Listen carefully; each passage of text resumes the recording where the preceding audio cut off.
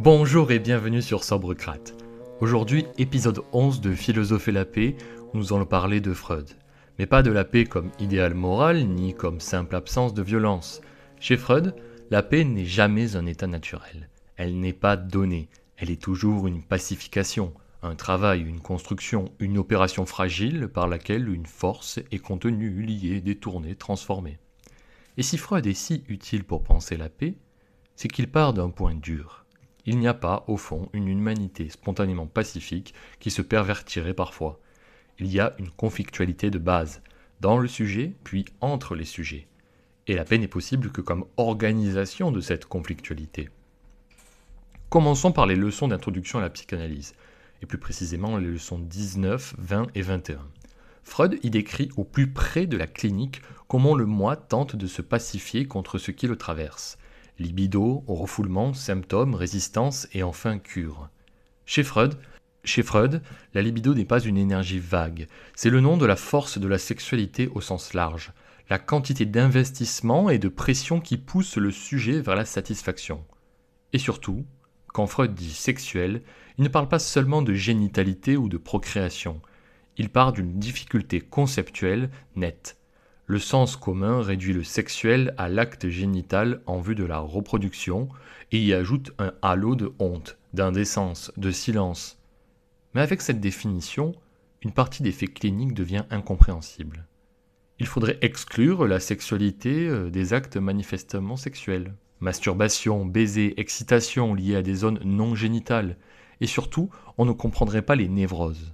Donc Freud fait un geste théorique qui n'est pas moral mais méthodique. Il élargit la sexualité parce qu'il en a besoin pour expliquer ce qu'il observe. Pour soutenir cette extension, Freud passe par un domaine que tout le monde reconnaît comme sexuel même s'il le condamne, les perversions. Il distingue d'abord les perversions portant sur l'objet. Ici, ce qui change, c'est la cible du désir. On trouve l'homosexualité, mais aussi des substitutions plus radicales. L'organe génital est remplacé par d'autres parties du corps ou par des objets. Le désir peut se fixer sur un fétiche. Et dans certaines formes extrêmes, l'objet devient inanimé.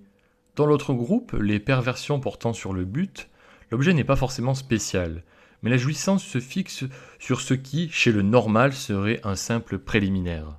Regarder, palper, dénuder, ou bien elle se fixe sur la cruauté et la souffrance, sadisme et masochisme, parfois dans le fantasme, parfois dans l'acte. Ce que Freud veut établir ici, c'est un principe. La sexualité humaine peut fonctionner indépendamment de la procréation, et la fonction génitale n'en épuise pas le champ. Freud relie ensuite ces perversions aux névroses. Les symptômes névrotiques se comportent comme des satisfactions substitutives. Quand une satisfaction directe est entravée, la libido ne disparaît pas, elle cherche une voie détournée. Le symptôme devient une solution étrange, il fait souffrir, mais il donne aussi une satisfaction déguisée. Pour comprendre les symptômes, il faut donc admettre que la sexualité en jeu dans la névrose ne se limite pas aux formes dites normales. Freud met au jour des tendances perverses latentes. Il affirme qu'on retrouve des courants homosexuels latents chez tous les névrosés et que certains symptômes sont des compromis construits autour de cette conflictualité. L'idée est dure. Le symptôme n'est pas seulement une panne. C'est un arrangement interne, une manière de maintenir un équilibre en évitant l'affrontement direct avec le désir. Freud remonte alors à la sexualité infantile. L'enfant a une vie sexuelle, mais sous une forme polymorphe, diffuse, perverse au sens technique, non organisée sous le primat génital, non orientée vers la reproduction, disséminée en tendances partielles. Ce point heurte le mythe de l'enfance innocente.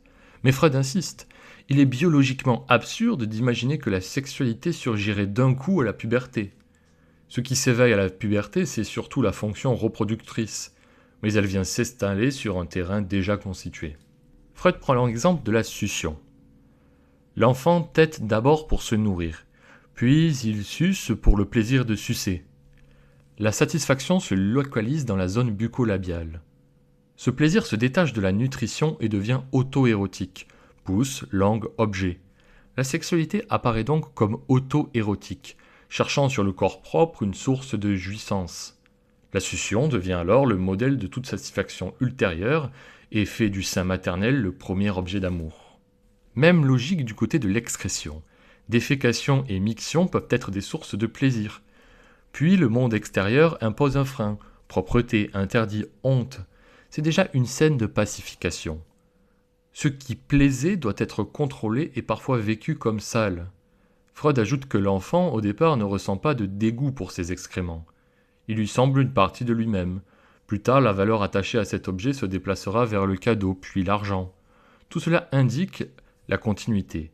Le matériel infantile fournit ce qui pourra être intégré, sublimé, ou au contraire fixé et devenir source de conflit. Freud refuse l'idée d'un développement linéaire. La libido traverse des phases qualitativement distinctes.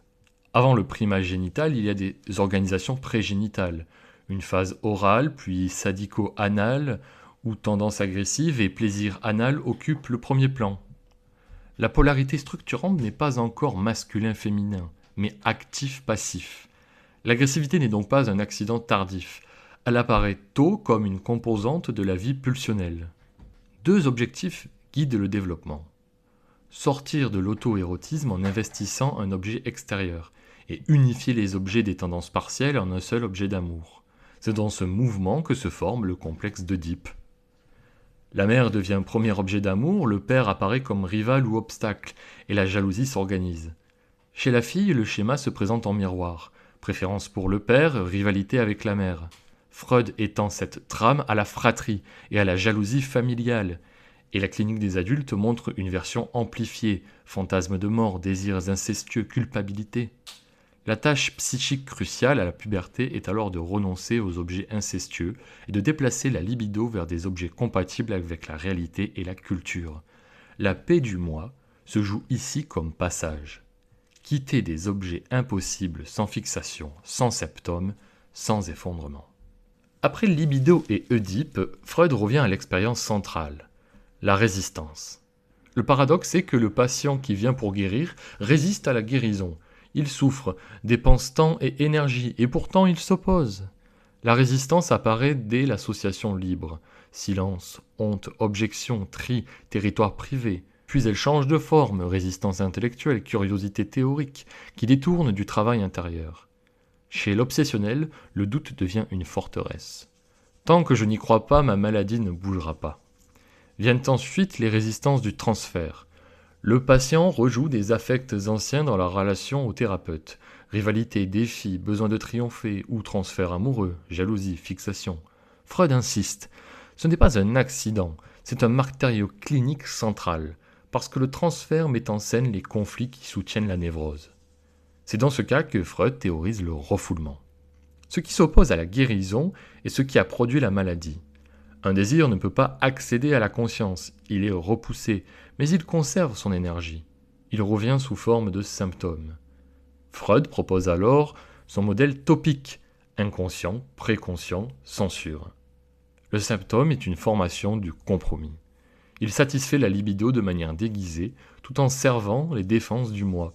Il est une paix mauvaise, un traité intérieur coûteux qui protège autant qu'il fait souffrir. La cure psychanalytique devient alors intelligible comme une tentative de pacification. Mais pas par répression accrue. Elle pacifie en rendant le conflit visible et travaillable. La technique, association libre, interprétation, maniement du transfert, provoque les résistances pour les transformer. Le but n'est pas de supprimer la libido, ni de la moraliser. Le but est de réorganiser les rapports. Que le moi cesse d'être assiégé, que l'énergie cesse de se convertir en symptôme, que le sujet gagne une marge de négociation entre réalité, idéaux et pulsions. La paix freudienne à ce niveau est une paix lucide. Elle ne nie pas le conflit, elle le traite. Dans son ouvrage Pulsions et destin des pulsions, Freud donne la charpente la plus froide de tout ce qu'on vient de dire. La vie psychique n'est pas d'abord un théâtre de pensée, c'est un champ de contraintes. La pulsion est définie comme un concept limite entre le somatique et le psychique.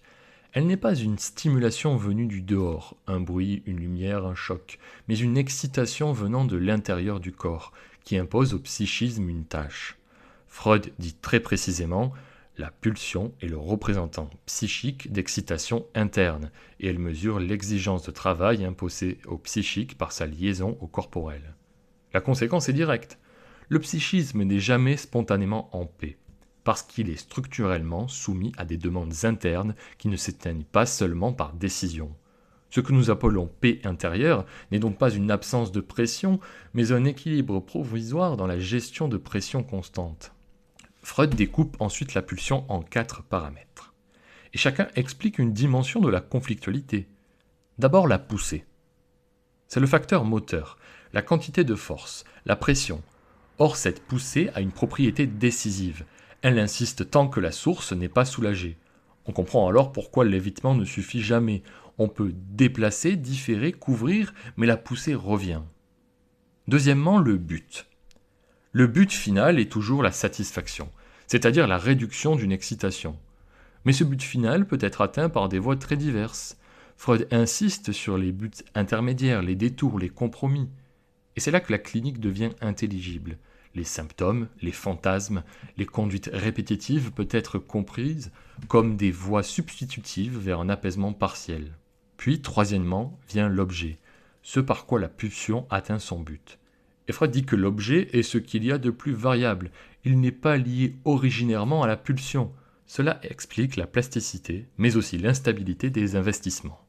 L'énergie peut se déplacer, se fixer sur des objets inattendus, s'accrocher à des substituts, produire des formations symptomatiques. Enfin, quatrièmement et dernièrement, la source.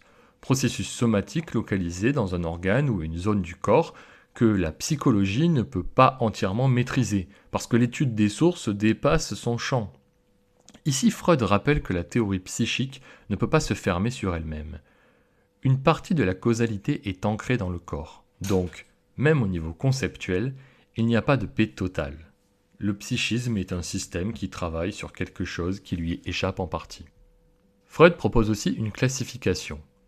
Pulsion de conservation d'un côté, pulsion sexuelle de l'autre. Mais ce qui nous intéresse ici, c'est surtout la conséquence. La paix intérieure est impossible comme suppression de la pulsion. Elle n'existe que comme destin de la pulsion. Et Freud énumère 4 destins majeurs. Premièrement, renversement dans le contraire, puis vient le retournement contre soi, ensuite le refoulement, et enfin la sublimation. Le point commun est clair. La pulsion ne disparaît pas, elle se transforme. Voilà la clé donc pour penser la pacification. Pacifier ne veut pas dire annuler une force, mais lui donner un destin qui ne soit pas destructeur. Et cela prépare exactement la suite au niveau individuel. La cure vise à transformer le refoulement et ses compromis au niveau collectif. La civilisation et le droit tentent d'imposer des destins aux pulsions qui rendent la vie commune possible. Élargissons le point de vue en passant par son œuvre L'avenir d'une illusion. Freud avance une thèse que beaucoup trouvent insupportable, justement parce qu'elle retire à la paix sa légende morale. Il commence par définir la civilisation en 2 directions indissociables. D'un côté, tout le savoir et le savoir-faire permettant de maîtriser la nature et d'en extraire des biens.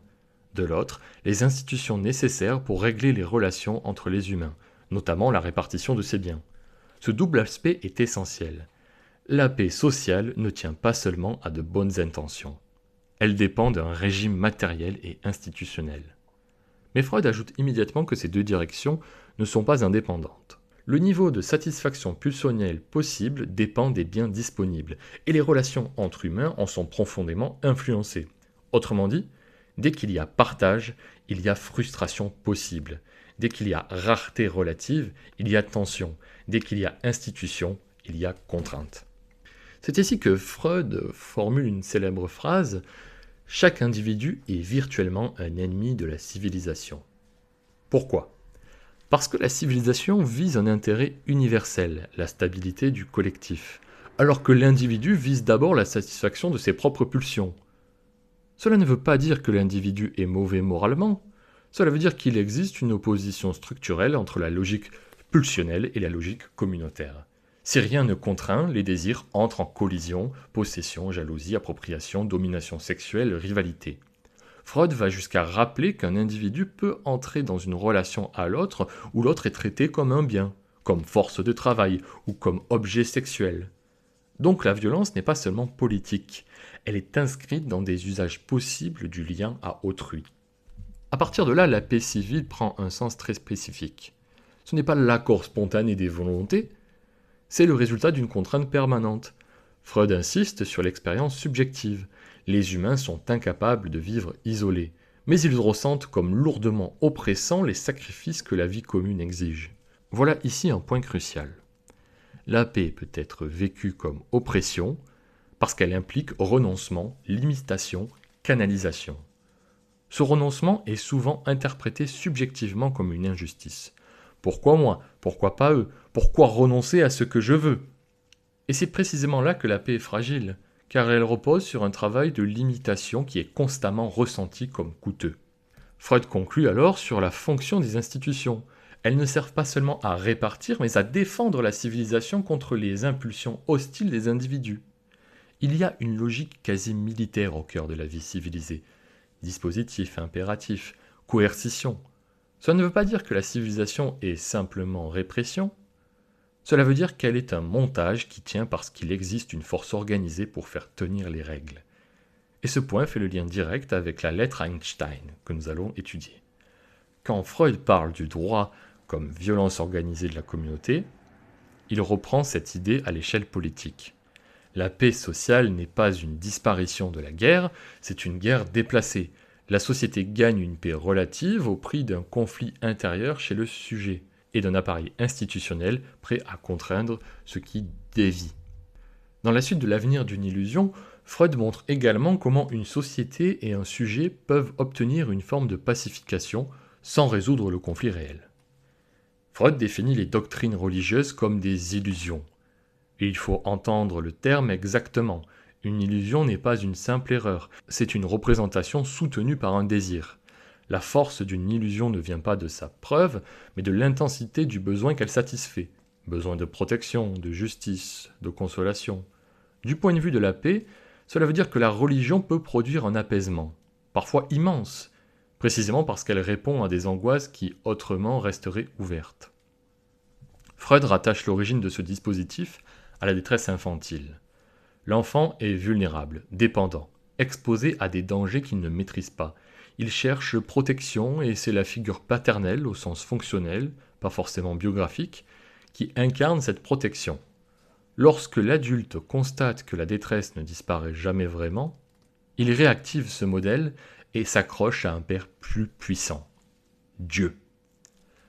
La religion reconstruit donc ce lien de dépendance protectrice comme si le monde avait un garant. Et cela pacifie parce que l'angoisse devient pensable, le chaos est recouvert par l'idée de providence. Mais Freud insiste. Cette paix est ambiguë. Elle apaise en ramenant le sujet vers une structure infantile. Le monde devient une grande famille gouvernée par un père qui est Dieu. Ce n'est pas une paix adulte au sens où elle n'exige pas que le sujet supporte l'absence de garant. Elle peut donc produire une pacification réelle au niveau du vécu, tout en maintenant une forme de minorité psychique, dépendance, demande de protection, renoncement à l'autonomie. Et Freud ajoute un autre point décisif. La religion promet un ordre moral de l'univers, c'est-à-dire la réalisation des exigences de justice qui restent insatisfaites dans les civilisations humaines. Elle déplace la réparation. Si l'injustice n'est pas réparée, elle le sera ailleurs. Si la souffrance est absurde ici, elle trouvera un sens dans un au-delà. Ainsi, la religion fabrique une paix totale imaginaire.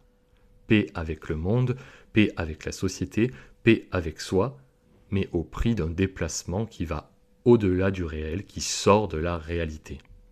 Une paix fondée sur une illusion est une paix de surface. Si l'illusion se fissure, la détresse et la conflictualité peuvent revenir sans médiation, parfois avec violence.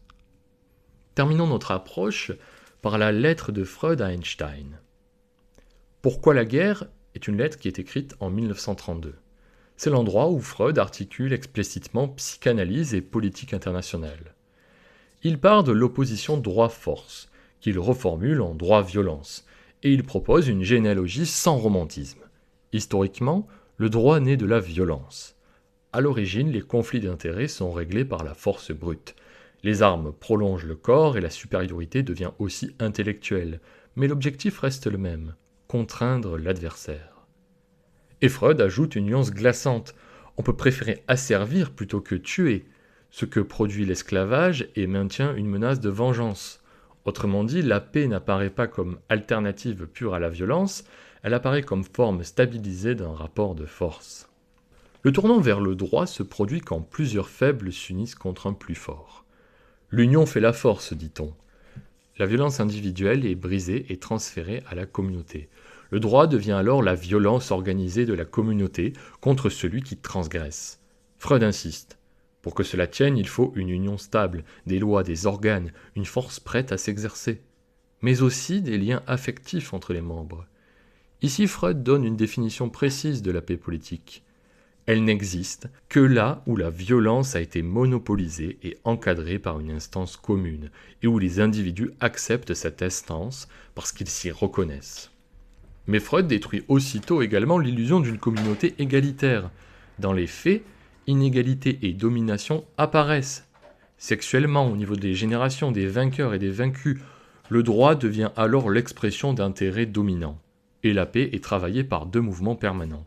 Les puissants tentent de se soustraire aux règles communes pour revenir à la violence privée. Les dominés luttent pour élargir leurs droits et rééquilibrer la loi. Quand l'ajustement est refusé, il y a révolte, guerre civile, suspension du droit, puis nouvel ordre, né de la force. Ce passage est essentiel. Même la paix interne d'un État est toujours réversible, parce qu'elle repose sur une balance instable entre force, légitimité, identification et distribution. Quand Freud passe à l'international, il constate le même schéma. L'histoire humaine est une suite de conflits entre groupes. Et il note un paradoxe. Certaines guerres de conquête ont produit de grandes unités politiques, où la violence interne diminue et où un droit plus large apparaît. La guerre peut donc préparer une paix plus vaste, non pas parce qu'elle serait bonne, mais parce qu'elle fabrique un monopole de la force sur un territoire plus large. Mais ces ensembles restent fragiles, se disloquent et surtout ne se réunissent jamais. Ils produisent des blocs qui continuent à s'affronter. Le résultat est qu'on échange de petites violences fréquentes contre des guerres plus raves, mais massivement destructrices. D'où la conclusion, éviter la guerre supposerait une autorité centrale nationale, reconnue par les États et dotée d'une force réelle. Freud cite la Société des Nations comme tentative importante, mais impuissante, faute de pouvoir contraignant propre. Et il ajoute un point décisif contre l'optimisme. On surestime la puissance des idées. Les idées communes ont pu créer des liens. Panhellénisme, christianisme. Mais elles n'ont pas supprimé les guerres. Le droit reste, en dernière instance, inséparable d'un fond de violence. À ce moment, Freud répond à la question centrale d'Einstein. Pourquoi est-il si facile d'entraîner les humains à la guerre ? Il introduit ces grands ensembles pulsionnels. Eros, tout ce qui unit, lie, organise. Et la pulsion agressive, destructrice, liée à un instinct de mort. Freud insiste. Ces forces ne se présentent jamais à l'état pur. Elles se combinent et chaque action obéit à une rose des motifs. Dans la guerre, les motifs idéaux peuvent masquer la jouissance destructrice ou bien l'idéal sincère reçoit la force supplémentaire de la haine. La guerre est donc psychiquement facile parce qu'elle offre une scène où l'agression peut se justifier, se sublimer en devoir et se vivre comme légitime. La conséquence est brutale. Il est illusoire de vouloir supprimer la destructivité humaine. La question devient comment la canaliser ? Freud répond par une stratégie indirecte. Il faut renforcer Eros. Tout ce qui crée des liens affectifs et des identifications lutte contre la guerre. Plus les humains se reconnaissent dans d'autres humains, plus il devient difficile de les détruire. Il évoque aussi l'idée d'une élite rationnelle capable de résister à l'intimidation et de guider les masses tout en reconnaissant combien l'État et les institutions entravent ces formations. Et il termine sur une hypothèse à la fois prudente et décisive. Si nous sommes pacifistes, ce n'est pas seulement par raisonnement moral, mais parce que la culture transforme l'organisation psychique au long cours. Elle renforce l'intellect, retourne une part d'agressivité vers l'intérieur, modifie nos valeurs et rend certains sujets incapables de supporter la guerre presque physiquement. La paix ici n'est pas un choix pur, c'est aussi un produit lent d'une transformation culturelle. Pour conclure, on peut alors tenir une définition rigoureuse. Chez Freud, la paix n'est jamais un état pur, c'est un montage. Elle existe quand une force qui pourrait détruire est transformée en force liée aux symptômes, liée à l'institution, liée à l'illusion, liée à un travail de vérité dans la cure. Et c'est précisément pour cela qu'elle est toujours menacée. Parce qu'elle ne repose pas sur l'extinction de la pulsion, mais sur une organisation toujours recommencée. La paix freudienne n'est pas plus de conflit, c'est un conflit rendu vivable au prix exact du travail nécessaire pour la rendre vivable.